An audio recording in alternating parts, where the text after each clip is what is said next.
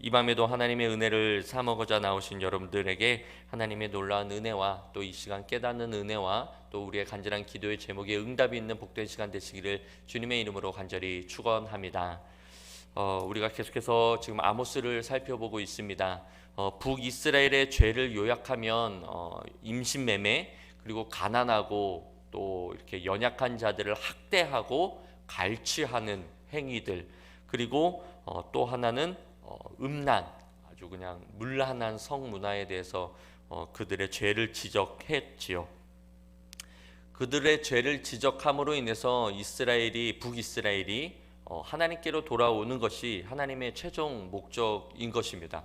하나님의 최종 목적이 이스라엘을 심판하기 위함이 아니라 그들의 죄를 지적함으로 인해서 그들이 그 죄를 깨닫고 돌아오는 것이 하나님의 궁극적인 목적이신 것이죠. 그래서 호세아 선지자를 보내고 아모스 선지자를 보내서 그들로 하여금 내 뜻과 내가 너희에게 행할 것에 대한 것을 미리 선지자들로 하여금 알게 하시고 그 말씀을 통해서 들은 이스라엘 백성들이 다시금 깨닫게 하는 것이 하나님의 최종 목적이었던 것이죠. 그런데 그럼에도 불구하고 북이스라엘 백성들은 그 선지자, 더 나아가서는 하나님의 말씀을 자기 스스로들 거부하였다라는 것입니다. 오히려 아모스 선지자의 입을 막고 더 이상 하나님의 그 심판 메시지가 선포되지 못하도록 했다라는 것이죠. 오늘날로 표현을 하면은 이 강단에서 하나님의 말씀이 어떠한 말씀이든 과감하게 선포해야 되는데 그 말씀이 더 이상 듣기 싫어서 오히려 목사님들로 하여금 죄에 대해서, 회개에 대해서 더 이상 그런 거 얘기하지 말고 우리를 위로하는 말씀, 우리에게 복을 주는 말씀, 그러한 말씀을 좀 해주세요 라는 것과 같은 그러한 행위들의 모습이 더 심각하게 이스라엘 백성들에게 있었다라는 것이죠. 지난주에 우리가 살펴본 대로 그럼에도 불구하고 아모스는 내가 하나님의 말씀을 증거해야지만이 되는 그 이유에 대해서 그 이유들을 몇 가지를 얘기하면서 그렇기 때문에 내가 하나님의 말씀을 증거한다, 선포해야 된다, 선포할 수밖에 없다라고 얘기했죠. 그리고 설령 계속해서 니들이 내 말을, 내 입을 막는다 하더라도 하나님께서는 돌들을 사용해서라도 하나님의 그 뜻을 굽히지 아니하시고 끝까지 하실 것이다 라는 것을 얘기했습니다. 그럼에도 불구하고 이렇게 계속해서 기회를 주고 돌아오기를 기다리시는 그 하나님의 마음에 이스라엘 백성들은 끝까지 저버리는 모습을 보게 되죠. 그래서 어쩌면 그들의 완고함 때문에 하나님의 심판을 받는 것이다라고 말할 수 있을 것 같습니다. 우리가 죄를 범했기 때문에 하나님께서 우리를 심판하시는 것이 아니라 그 죄를 범한 그 백성들에게 하나님께서 계속해서 돌아오라라고 말씀하는 그 말씀을 불순종했기 때문에 결국 하나님의 심판을 받는다라는 것이죠. 그러므로 기회가 주어졌을 때 그 기회를 붙잡는 것이 하늘이 무너져도 솟아날 구멍이다라는 것이죠. 그러므로 우리는 그것을 깨달아야 한다라는 것입니다. 오늘 본문은 어쩌면 오늘을 살아가는 우리에게 하나의 솟아날 구멍과 같은 메시지인 것입니다. 그러므로 오늘 본문 말씀을 통하여 먼저 깨닫는 은혜와 더 나아가 이 기회를 붙잡음으로 우리는 하나님의 은혜를 누리며 살아가는 우리 모두의 삶이 되시기를 주님의 이름으로 간절히 축원합니다. 먼저 1절 말씀을 보겠습니다. 사마리아의 산에 있는 바산의 암소들아 이 말을 들으라. 즉 북이스라엘의 소위 잘 먹고 잘 사는 부유층을 향해서 말씀하는 것이죠. 특별히 부유층 여인들에 관해서 오늘날 표현으로 말하면 강남에 사는 사모님들에게 하는 말씀인 것입니다. 그들에게 하나님의 말씀을 들으라라고 먼저 선포하고 계신 것이죠. 계속해서 너희는 힘없는 자를 학대하며 가난한 자를 압제하며, 마치 북이스라엘의 그러한 죄들이 남성에게만 해당되는 죄처럼 여겨졌습니다. 문란한 성문화, 그리고 가난하고 약한 자들을 압제하며 갈취하는 그러한 포악한 행위들이 남자들에게만 해당되는 그러한 행위이지 않았나. 더 나아가 임신매매도 마찬가지로.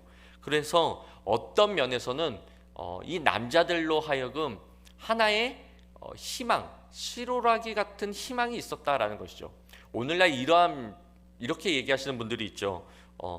선생님, 저기 권사님처럼 예수님 잘 믿으시고 천국 가셔야죠. 그러면은 괜찮습니다 목사님, 저는 걱정이 없습니다. 저희 와이프가 천국 갈 때 저는 치맛자락 붙잡고 가면 돼요. 뭐 이렇게 얘기하시는 분들이 있잖아요. 그와 비슷한인 것이죠. 믿는 구석이 자기 안에 뭐 이러한 뉘앙스가 있다라는 것이죠. 근데 오늘 본문 말씀 1절에서 보니까 그들도, 그 아내들도 똑같이 그런 포악하고 잔인성 있는 그러한 죄를 범하고 있었다라는 것을 볼 수 있다라는 것이죠. 힘없는 자를 학대하며 가난한 자를 압제하는 그들의 모습이 똑같이, 남편들과 똑같이 그러한 모습이 있었다라는 거예요. 그리고 더 나아가서는 이 술을 먹기 위해서 또는 연회를 이렇게 잔치를 베풀기 위해서 우리가 이미 2장 6절에서 살펴보았던 것처럼 신발 한 켤레 값을 주고 그 가난하고 연약한 노인들, 남녀노소, 그냥 그 연약한 자들을 팔아버리는 임신매매, 이러한 행위들이 이 여인들에게도 똑같이 있었다라는 거예요. 그것을 지적하고 계신 것입니다. 그러면서 계속해서 1절, 가장에게 이르기를 술을 가져다가 우리로 마시게 하라 하는도다. 자신들의 남편들과 똑같이 호의호식하면서 가난한 자들을 잔인할 정도로 착취하고 자신들의 남편들과 연회에 술에 취하는 그러한 진짜 쾌락에 빠져 살았다라는 거예요. 그러니까 북이스라엘의 서너 가지 죄라고 말씀드렸잖아요. 이 서너 가지 죄가 단순히 세 가지, 네 가지 죄가 아니라 사회적으로, 문화적으로, 민족적으로 아주 그냥 기본 베이스로 깔려 있는 죄악들이다라고 얘기를 드렸는데, 그러한 죄악들이 이 부녀자들에게까지 계속해서 있었다라는 것이죠. 그래서 2절 말씀에 주 여호와께서 자기의 거룩함을 두고 맹세하시되 때가 너희에게 이를지라 사람이 갈고리로 너희를 끌어가며 낚시로 너희의 남은 자들도 그리하리라. 하나님께서 자신의 이름을 걸고 심판하실 것에 대한 맹세를 하시는 것입니다. 즉 이것은 반드시 이루어진다라는 하나님의 강력한 경고의 말씀이시다라는 것이죠. 어떻게 심판하실 것인지를 계속해서 말씀해 주시는데, 사람이 갈고리로 너희를 끌어가며 낚시로 너희의 남은 자들도 그리하리라. 한마디로 하나님께서 사용하실 아수르를 통해서 이들이 전쟁포로로 아주 비참하게 끌려간다라는 것입니다. 그것도 어디로 끌려갑니까? 3절에 너희가 성 무너진 데를 통하여 각기 앞으로 바로 나가서 하르몬에 던져지리라. 여호와의 말씀이니라. 성문으로 나가는 것도 아니고요, 성 무너진 데로 끌려간대요. 성이 무너졌다라는 것은 이미 아수르에 의해서 완전히 초토화됐다라는 것이죠. 그러니 길이 없는 것입니다. 성문이 있었을 때는 그 문을 통해서 나가는 길이 있었는데 완전히 성이 무너지니까 사방이 길인 거예요. 그냥 어디든지 갈 수 있는 완전히 무너진 상태를 말씀해주고 있는 것이죠. 그래서 전쟁에서, 그 초토화시킨 그 전쟁에서 살아남은 자들이 그냥 뭐 낚싯대에 끌려가듯이, 물고기가 그렇게 끌려가듯이 동물들이 그런 이런 뭐라 그래요? 거시기, 갈고리, 거시기, 갈고리에 끌려가듯이 아주 비참하게 끌려가는 것들을 이렇게 같이 묘사해 주고 있는 것이죠. 결국 포로로 비참하게 끌려가 어디에 던져지느냐? 하르몬에 던져진다라는 거예요. 이 하르몬이 어디인지는 학자들마다 아직도 이게 계속해서 논의하고 있는 가운데 있는데 정확한 위치는 모릅니다. 그런데 분명한 것은 오늘날 우리의 표현으로 하면 북한 말로 아우지 탄광 이런 것들이 있잖아요. 좀 잘못했을 때, 범죄를 저질렀을 때 아우지 탄광으로 끌려간다. 이것은 정말 비참한 곳으로 끌려간다라는 것으로 우리가 인식이 되잖아요. 그거와 마찬가지인 것입니다. 하르몬으로 던져진다라는 것은 비참한 삶, 차라리 죽는 게 나을 것 같은 그러한 삶으로 던져지는 거래요. 밀어버린다라는 것이죠. 좀 더 또 독일의 나치 그 강제 수용소처럼, 죽음의 그 수용소처럼, 그 아우슈비츠 수용소와 같은, 아우슈비츠 수용소 하면은 우리가 대충 글로 끌려가면 다 죽어, 뭐 이러한 인식이 우리가 있잖아요. 그거와 마찬가지고 하르몬에 던져진다라는 것은 그러한 것을 내포하고 있다라는 것이죠. 아주 끔찍하고 차라리 죽는 게 나을 정도로 더 비참하고 더 무서운, 두려운, 힘든 그러한 삶을 살 것이다 라는 것을 말씀해 주고 있어요. 이것이 하나님의 심판인 것입니다.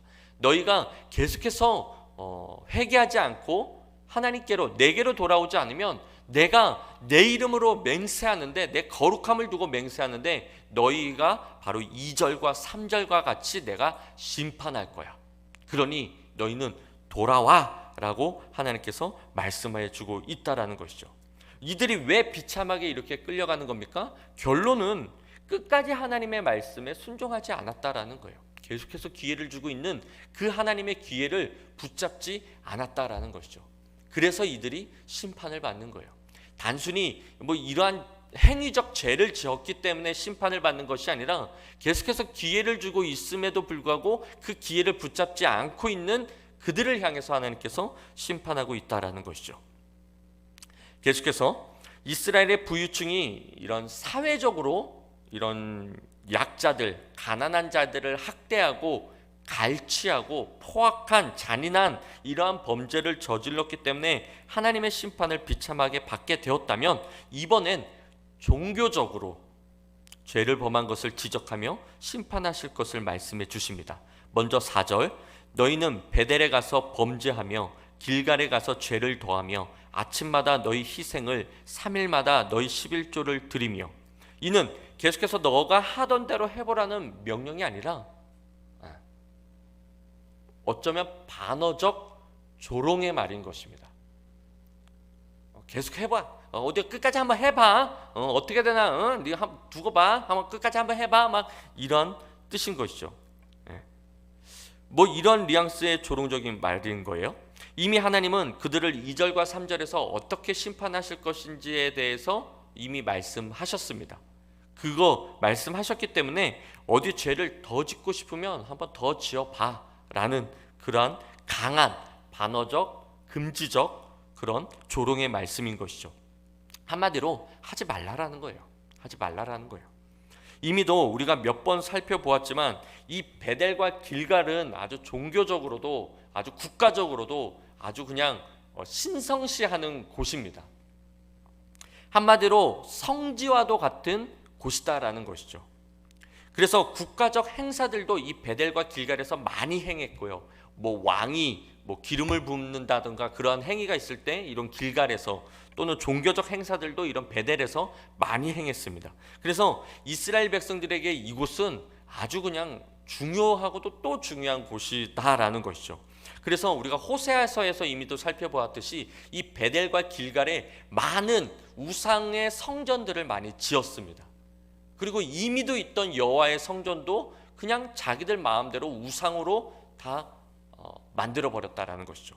그리고 아주 휘황찬란하게 1층이었던 성전을 뭐 3층으로 건축하고, 그냥 흙바닥이었던 바닥을 뭐 대리석, 뭐 순금 막 이런 것으로 보석으로 막 꾸미는 그러한 일에 열심과 열정을 다했다라는 거죠. 돈을 벌면 그것에 투자하고 또 돈을 벌면 더 휘황찬란하게 만들고, 이러한 일들을 호세아서에서 이미 살펴봤어요. 계속해서 얘기하는 것처럼 호세아와 아모스 선지자가 동시대입니다. 하나님께서 1차적으로 호세아 선지자한테 너 가서 야단쳐라고 했고, 계속해서 뭐 고멜을 통해서 그 자식들의 이름을 통해서 그들에게 돌아올 것을 계속해서 말씀하셨고, 그래도 돌아오지 않으니까 이번에는 남유다 사람인 이 아모스 선지자를 보내서 계속해서 그들에게 돌아올 것을 말씀해주고 있다라는 것이죠. 그래서 이들이 이러한 아주 종교적으로도 아주 우상 숭배에 푹 빠진 그러한 행위의 삶을 살았다라는 거예요. 그래서 우리가 호세아에서 또 살펴봤죠. 베델, 하나님의 집이라는 이 뜻을 가진 이 베델을 어떻게 바꿨습니까? 벳아웬, 즉 우상의 집으로 바꿔버렸다라는 거예요.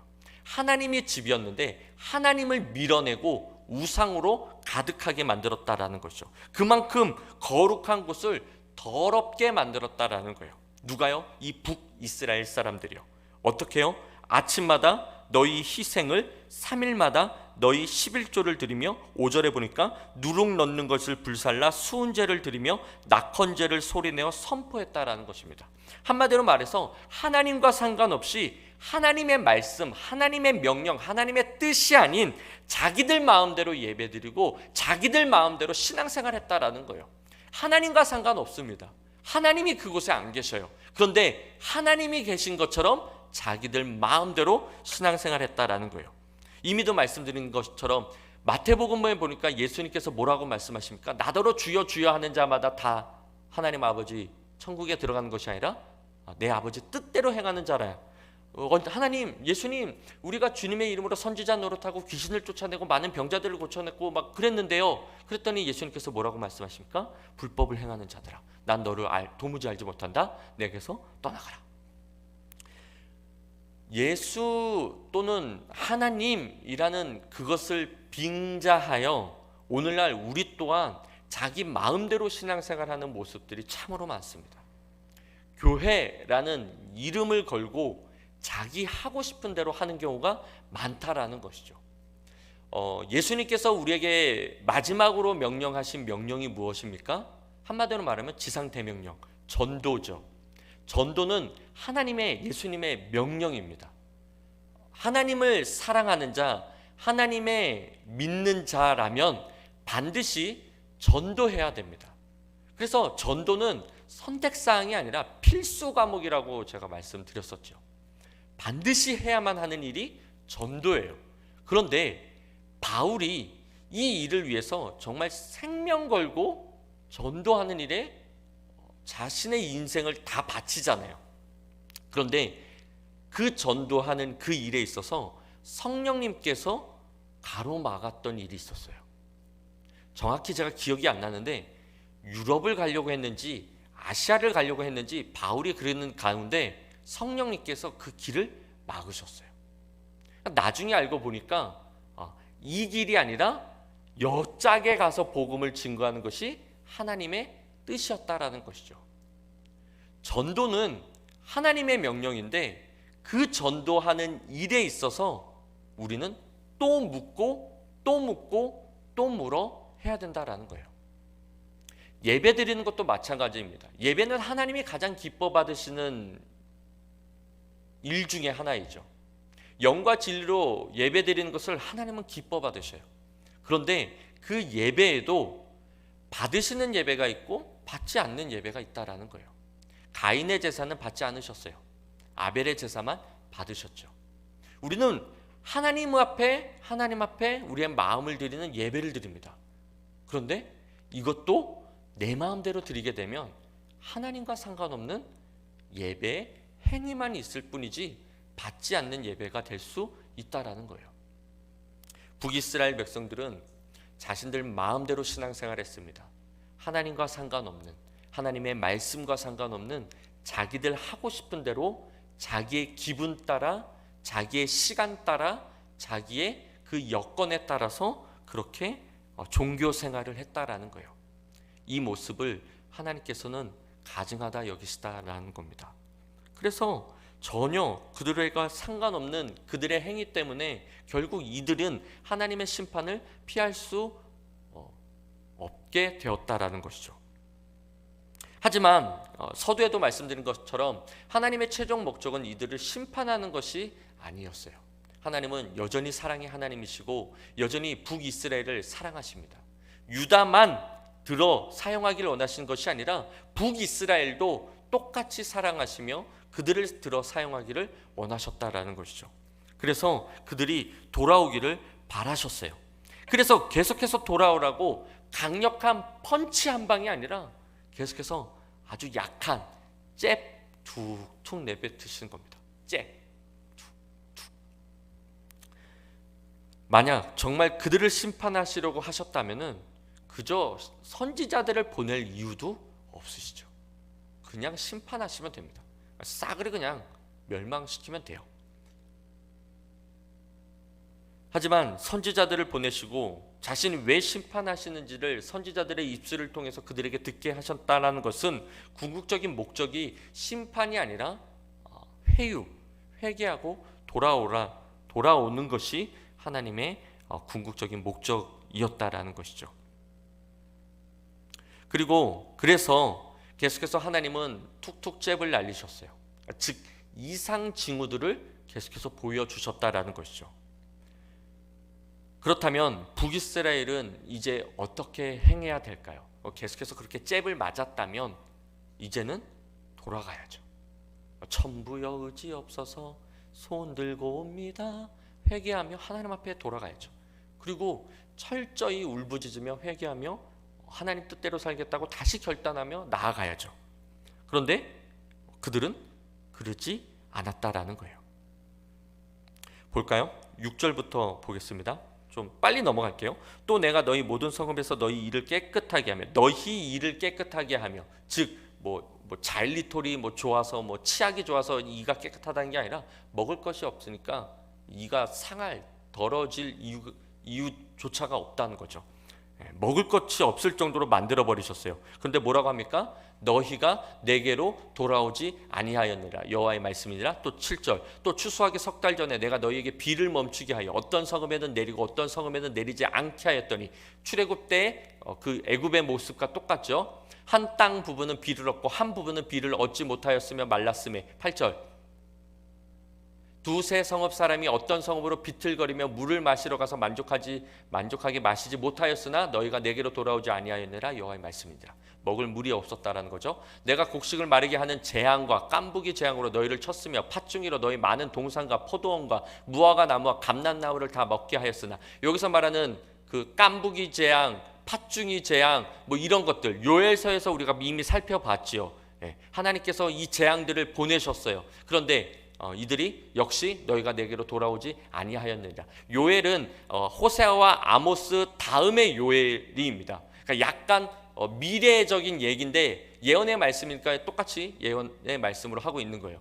10절 내가 너희 중에 전염병 보내기를 애굽에서 한 것처럼 하였으며 칼로 너희 청년들을 죽였으며 너희 말을 노략하게 하며 너희 진영의 악취로 코를 찌르게 하였으나 너희가 내게로 돌아오지 아니했어. 계속해서 잽을 날리고 계신 거예요. 완전히 쓸어버리는 것이 아니라 그냥 툭툭 깨닫도록 계속해서 환난, 역경, 고난 이러한 핍박들을 계속해서 보내고 계신 거예요. 11절 내가 너희 중에 어떤 성읍 무너뜨리기를 하나님이 내가 소돔과 고모라를 무너뜨림같이 하였으므로 너희가 불붙는 가운데서 빼낸 나무 조각같이 되었으나 너희가 내게로 돌아오지 아니하였느니라 여호와의 말씀이니라. 계속해서 잽을 날리는 하나님의 그 모습들을 보게 되죠. 우리의 삶 속에서 왜 자꾸만 나에게 이런 어려움이 있고 고난이 있고 역경이 있는가 우리는 돌아봐야 돼요. 하나님이 내게 잽을 날리고 계신 것은 아닌지 우리는 기도하며 깨달아야 된다는 것이죠. 그리고 정말 이것이 하나님의 잽이라면 우리는 회개하고 돌아가야 됩니다. 그래야 하나님의 큰 한 방을 맞지 않는다라는 거예요. 하나님이 계속해서 기회를 주시며 잽을 툭 날리고 계신데 이들의 완고함 때문에 이들은 돌아오지 않았다라는 거예요. 끝까지 돌아오지 않자 어떻게 됩니까? 결국 하나님의 한 방을 맞을 수밖에 없게 되었다라는 거예요. 12절 다 함께 읽어볼까요? 그러므로 이스라엘아 내가 이와 같이 내게 행하리라. 내가 이것을 내게 행하리니 이스라엘아 내 하나님 만나기를 준비하라. 이스라엘아 내가 이와 같이 내게 행하리라. 내가 이것을 내게 행한다라는 이 내게 행하는 이게 뭐냐? 2절과 3절에서 말씀한 그겁니다. 비참하게 끌려가는 그 아우짓한가 그것을 행하시겠대요. 그러니 너희는 내 하나님 만나기를 준비하라. 열 처녀 중에 5 처녀가 신랑 대신 예수님을 만나기 위한 그러한 준비가 아니라 하나님의 심판을 너희는 그 심판 만남을 기다리고 있으라는 거예요. 심판을 받을 수밖에 없기 때문에 너희는 피할 수 없기 때문에 기다리고 있으라는 거예요. 그 기다림이 얼마나 이들에게는 무섭고 두려운 그러한 기다림이었을까요?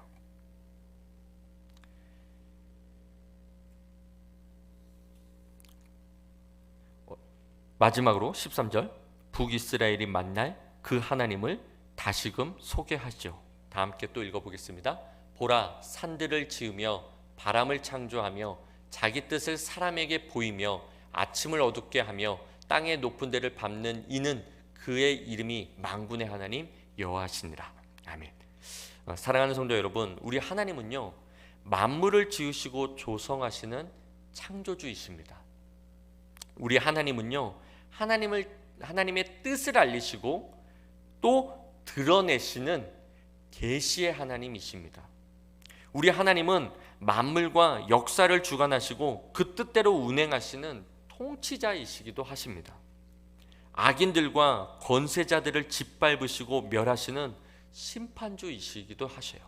오늘 본문에 나와 있는 하나님의 모습인 것이죠. 그 하나님께서 말씀하십니다. 내게로 돌아오라.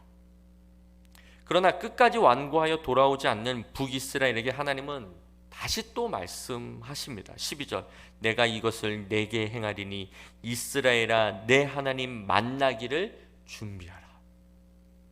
여러분, 북이스라엘의 준비와 우리의 준비는 다른 준비여야 합니다. 그들은 심판주로서 하나님을 만날 준비를 해야 할 것이지만 저와 여러분은 이미 철저히 회개하고 하나님 뜻대로 살겠다고 결단하고 다짐하는 마음으로 이 자리에 있으니 우리는 심판주가 아닌 하나님 아버지로서 만왕의 왕 만군의 주로서의 그 하나님을 만날 준비를 해야 된다라는 거예요. 중요한 말씀이니까 꼭 집에 도착하시기 전에 아멘 하시기 바래요. 북이스라엘의 하나님을 만남과 저와 여러분이 만나야 될 하나님이 달라야 합니다. 그래서 베드로는요 만물의 마지막이 가까이 왔으니 즉 이제 주님이 곧 오실 때이니 정신을 차리고 근신하여 기도하라 라고 우리에게 권면했습니다. 베드로전서 4장 7절 말씀인데 다 함께 읽겠습니다. 만물의 마지막이 가까이 왔으니 그러므로 너희는 정신을 차리고 근신하여 기도하라. 뿐만 아니라 우리 주님은 마태복음 24장 42절 이하 44절에 이렇게 말씀하셨습니다. 읽겠습니다. 그러므로 깨어 있으라. 어느 날에 너희 주가 임할는지 너희가 알지 못함이니라. 너희도 아는 바니 만일 집 주인이 도둑이 어느 시각에 올 줄 알았더라면 깨어 있어 그 집을 뚫지 못하게 하였으리라. 이러므로 너희도 준비하고 있으라. 생각지 않을 때에 인자가 오리라. 마지막을 살아가는 우리에게 베드로도 주님도 바울도 권면하는 것이 뭐냐면은 정신을 차리고 깨어 근신하며 기도로 준비하래요. 아까 권사님이 기도 가운데도 말씀해 주셨는데 우리나라는 소위 말해서 평안하다라고 말할 수 있지만 지금 이스라엘도 그렇고 저쪽 우즈베키도 그렇고 전쟁이 일어나고 있습니다. 이 현재의 전쟁이 웬 말입니까? 그렇지 않습니까? 과거 70년 전 우리나라 6.25 전쟁 또는 그 훨씬 더 이전에 일제 또는 더 이전에 1차, 2차 세계대전 이런 역사적 사실로만 그러한 것으로만 들었던 그 전쟁이 지금 일어나고 있다는 거예요. 이 시간에도 일어나고 있다는 것이죠. 그렇죠? 과거 코로나 이거는 득보잡이었습니다. 요즘 아이들 말로 득보잡. 듣지도 보지도 못했던 일이었어요. 그런데 이 코로나 이거 전 세계가 아주 심한 몸살을 겪었죠. 계속해서 말도 안 되는 기근 또는 눈, 비, 태풍 말도 안 되는 이러한 일들이 막 여기저기서 일어나고 있다는 것이죠. 이러한 것을 봤을 때 정말 오늘이 마지막 때인 것 같습니다. 어느 순간 신천지가 기승을 부리죠. 이젠 대놓고 전도하더라고요. 포교 활동을 하고 있더라고요. 오히려 이제 기독교라는 이 말이 오히려 부끄러운 그런 시대 속에 살고 있습니다. 예전에만 해더라도 제가 목사입니다. 그러면 광고 제가 목사입니다.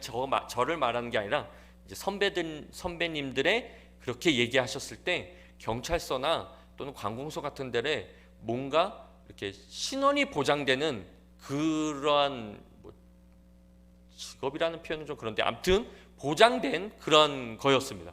근데 요즘은요, 은행에서 목사라고 해도 대출이 안 돼요. 더 안 해줍니다. 완전 신용이 더 떨어진 시대 속에 있는 것이죠. 예전에는 기독교가 오히려 사회보다 더 앞서 나갔습니다. 오히려 교회 가면 아이들이 더 재밌는 것들이 많았고, 오히려 교회 다니는 아이들이 발표도 잘했고, 막 이러한 시대 속에 있는데, 지금은 오히려 교회가 뒤처진다라는 얘기들을 많이 듣게 되죠. 되어지는 모든 것들이 정말 성경에서 말하고 있는 그 말세의 징조와 거의 흡사하도록 되어져 가고 있다는 거예요. 얼마나 강팍함 속에 살고 있는지, 옆집에 누가 사는지도 모릅니다.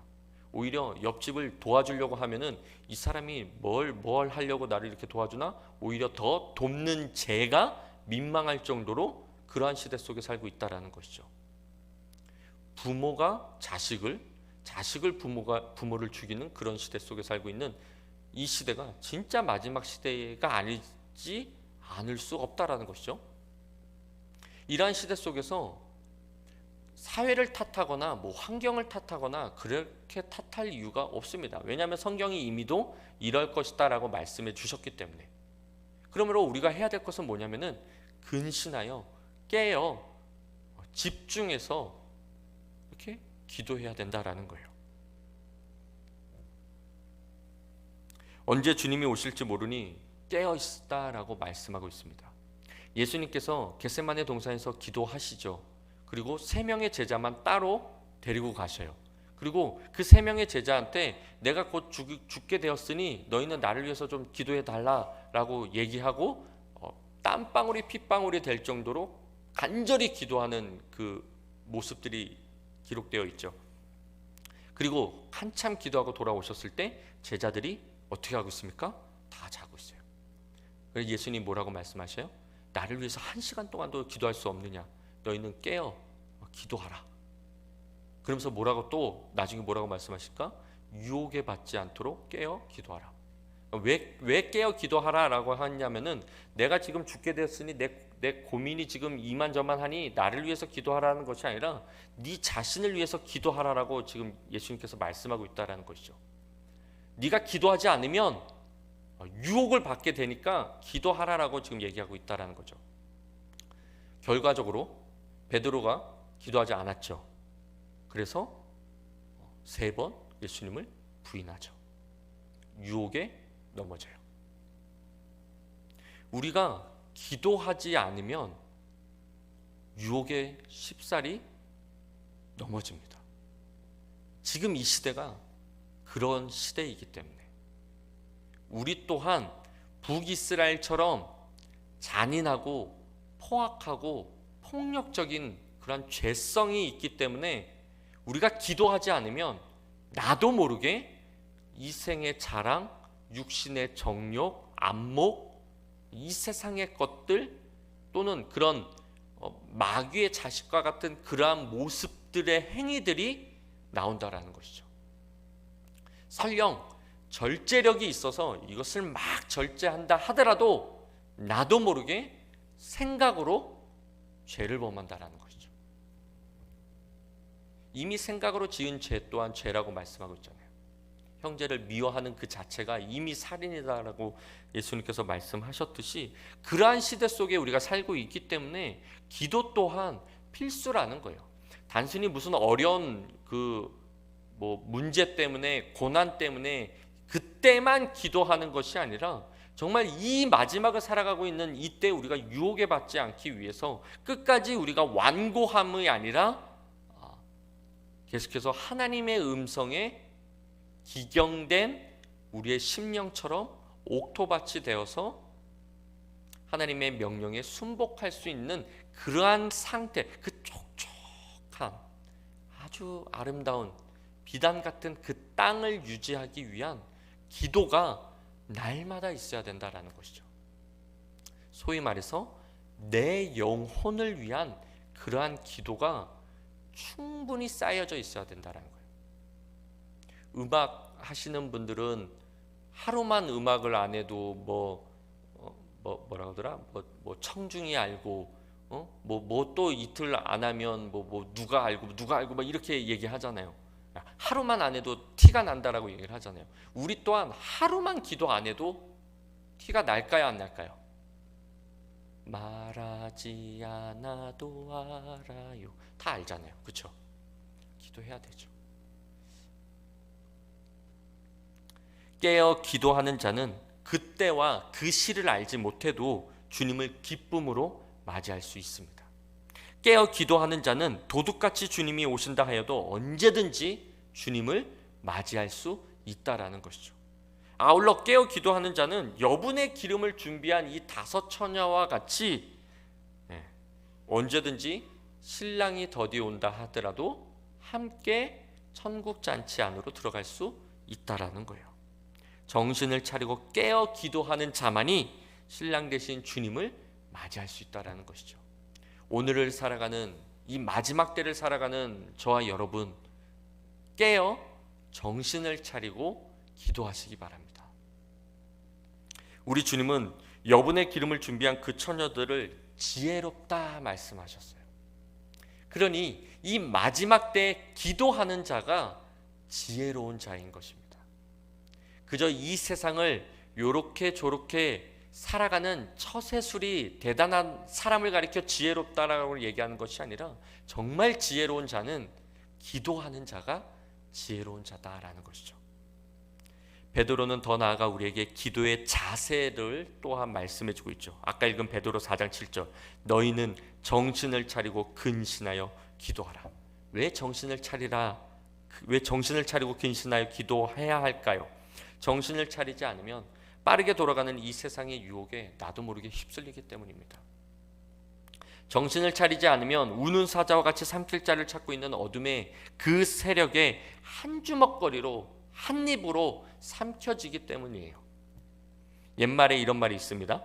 호랑이 굴에 들어가도 정신만 차리면 살 수 있다고.